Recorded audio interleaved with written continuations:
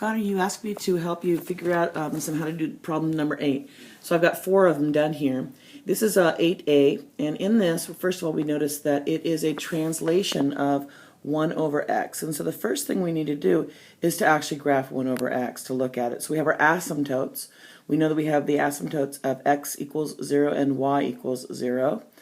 Okay, and then this is the graph of 1 over x. This should be one of those graphs that we start to know, but you can plot points here and say that when x equals 1, you're going to have 1 over 1, so that's 1, and when x equals 2, it's going to be 1 over 2, and when x equals 3, it's going to be 1/3.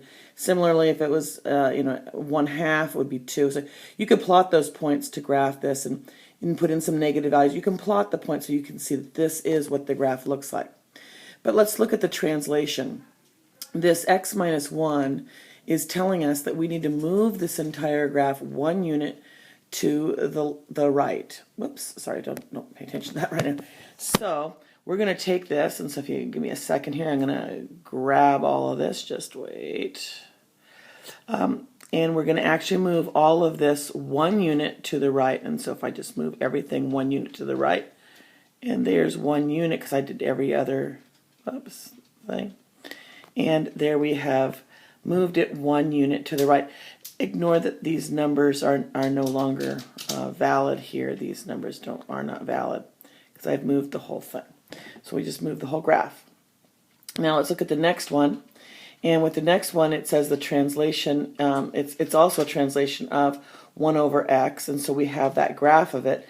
But what is the translation? So in 8c, we see that we've got this translation that says we're going to go 1 unit to the left, and we're also going to go 1 unit down.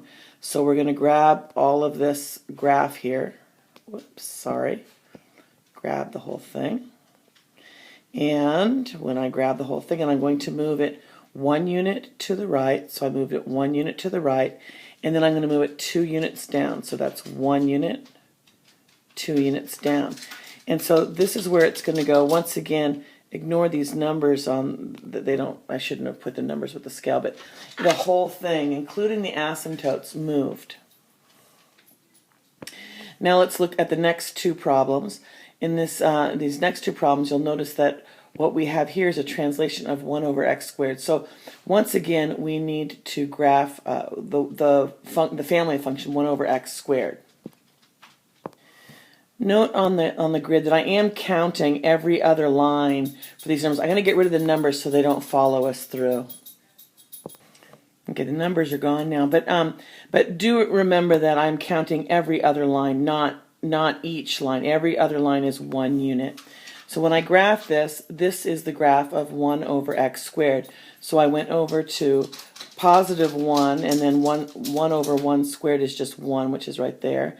And then when I went to 2, it would be 1 over 4, which is 1/4. And if I went to 3, it would be 1 over 9. So it would be 1/9. Kind of hard to graph those tiny little places, but this is the general idea of what it would look like. Now let's look at the translation.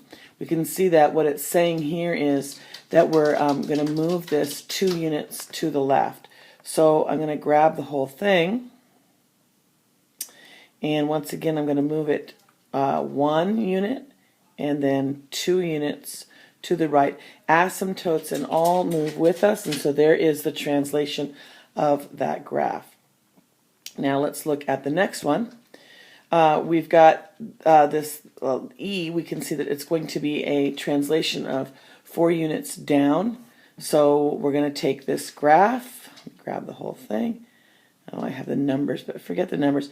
We're going to grab this. I'm going to go down 4 units. So there's 1, 2, 3, and 4 units. I went all 4 units down, and that's where it is. Again, you got to ignore that these numbers here. They're not the correct numbers now that I've done this translation. Okay, so there's that's how we moved it. We just looked at the equation and we saw that here I'm going to go 4 units down because it's outside of the 1 over x squared, where with the other equation it was happening to the x, and so that's moving it left or right. I hope that helps.